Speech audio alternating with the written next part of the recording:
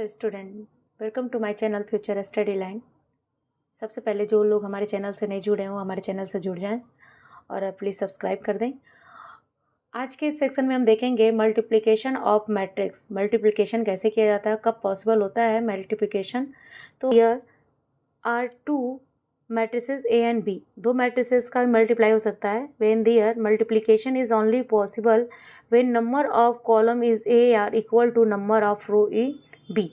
यानी दो मैट्रिसेस आपको दिए जाएंगे जिसका नंबर ऑफ कॉलम मतलब जो उसका कॉलम होगा वो दूसरे वाले मैट्रिक्स के रो के क्या होना चाहिए, बराबर यानी इक्वल होना चाहिए। जैसे एज ए एग्जांपल कि अगर आपके पास ए कोई मैट्रिक्स है इस तरह से कोई भी पोजीशन का, और उसका ये है कि m इंटू एन का है, यानी इसका ऑर्डर m इंटू एन है, और जो b है हमारे पास, b जो हमारे पास मैट्रिक्स है उसका जो ऑर्डर है p एंड q है, ये दोनों ऑर्डर हैं।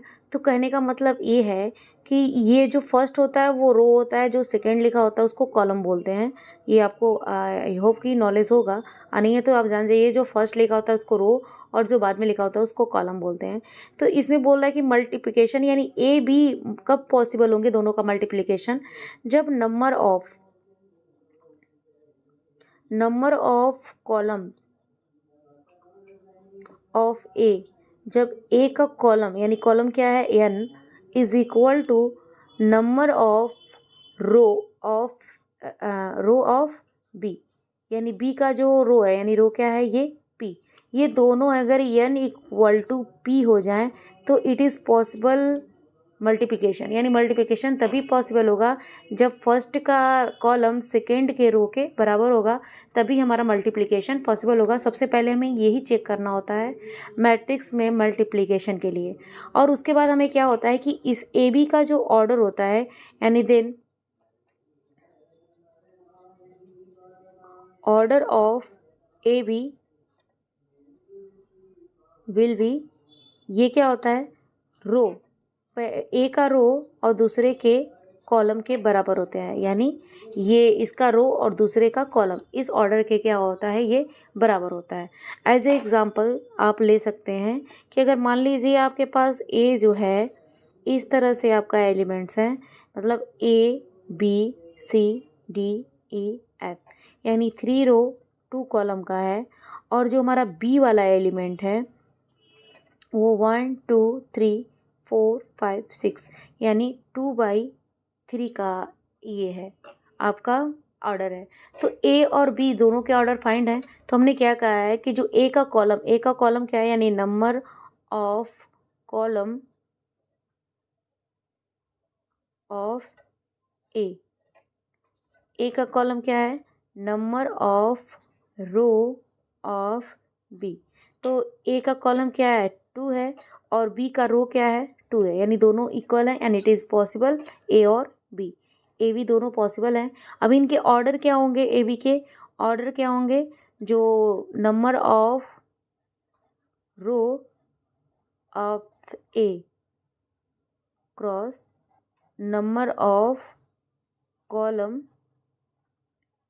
ऑफ बी, यानी नंबर ऑफ कॉलम ए और E2 number of column B, यानी इसका क्या हो जाएगा 3x3, यानी जो ए बी का मैट्रिक्स अगर हम निकालते हैं, ए बी निकालते हैं, इसका ऑर्डर क्या हो जाएगा 3/3, यानी 3 रो 3 कॉलम के मैट्रिक्स क्या होंगे आपके तैयार होंगे। तो आइए देखते हैं कि आपके सवाल में ये कैसे निकाला जा सकता है। आइए हम यहाँ पे कैलकुलेट करके आपको दिखाते हैं। ये हमारा क्वेश्चन है, a इक्वल टू 2/3 का ऑर्डर है और b हमारा 3/2 का ऑर्डर है। तो ये हमारा है, पहले हम पॉसिबिलिटी देखेंगे कि a b फाइंड कर सकते हैं कि नहीं। तो क्या करेंगे, number of column of a number of row of b क्या दोनों के बराबर हैं। तो देखिए a का कॉलम क्या है 3 और बी का रो क्या है 3, दोनों पॉसिबल हैं, यानी देन द ऑर्डर क्या हो जाएगा इसका, then the order A B will be क्या हो जाएगा, पहले का रो क्या है 2 और दूसरे का बी का कॉलम यानी 2, 2x2 का ऑर्डर मिलेगा। तो ये देखिए हमारा जो इमेज ये ऐसे निकालते हैं ए बी, तो आप यहाँ पर लिख लेंगे 1 2 5 3 4 6 और दूसरा हमारा हो गया 4 2 1 0 1 5। ये हमारा मल्टीप्लिकेशन करना है। तो मल्टीप्लिकेशन करने के लिए हमारा जो स्टडी लाइन ट्रिक है वो आपको बताते हैं वो क्या है। देखिए हमारा 2x2 का ऑर्डर बन रहा है, तो ये हमारा मैट्रिक्स है। 2 रो हो गए हमारे, 2 रो हो गए और 2 कॉलम हो गए। इनको क्या करते हैं हम क्रॉस मल्टीपल कर लेते हैं इस तरह से। अब हमारे कितने एलिमेंट्स बनेंगे? 4। एक तो यहाँ बनेगा, दूसरा यहाँ पे, तीसरा यहाँ पे, चौथा यहाँ पे। अभी देखिए इनके इस पोजीशन क्या है। ये फर्स्ट रो फर्स्ट कॉलम का एलिमेंट है, ये सेकेंड रो फर्स्ट कॉलम का एलिमेंट है, ये फर्स्ट रो सेकेंड कॉलम का है, सेकेंड रो सेकेंड कॉलम का है। ये हमारा है। इसी पोजीशन को हम पहले तैयार कर लेंगे और मल्टीप्लिकेशन इसी के हिसाब से क्या करेंगे, कर देंगे। अब देखिए हमें मल्टीप्लिकेशन क्या करना है। ये जो यहाँ पे हमारा क्या है, फर्स्ट रो फर्स्ट कॉलम, तो हम क्या करेंगे, पहले का रो दूसरे के कॉलम से मल्टीप्लाई कर लेंगे। यानी पहले का रो हमारा यहाँ है, दूसरे का कॉलम यहाँ है, तो हम यही इसी पोजीशन से क्या करेंगे, मल्टीप्लाई करेंगे। तो ये हमारा फर्स्ट रो है और फर्स्ट कॉलम है, तो मल्टीप्लाई होगा तो 1 × 4, फिर प्लस करके ऐड करते जाएंगे। एक का 21 करेंगे, फिर दूसरे का दूसरे से करेंगे, × 2 + 5 × 1। फिर देखिए फर्स्ट रो का सेकेंड कॉलम से, फर्स्ट रो ए का फर्स्ट रो और बी का सेकेंड कॉलम, तो ये हो गया 1 × 0, सेकेंड वाले लाइन में लिखेंगे। और फिर 2 का मल्टीप्लाई होगा प्लस करके, फिर 5 का मल्टीप्लाई 5 से, ये हमारा हो गया। अब देखिए second row first column, second row को फर्स्ट कॉलम से मल्टीप्लाई करेंगे तो होगा 3 × 4 + 4 × 2 + 6 × 1। फिर सेकेंड रो का सेकेंड कॉलम से करेंगे 3 × 0 4 × 1 + 6 × 5। ये हमारा 2x2 का क्या होगा, मैट्रिक्स तैयार हो गया।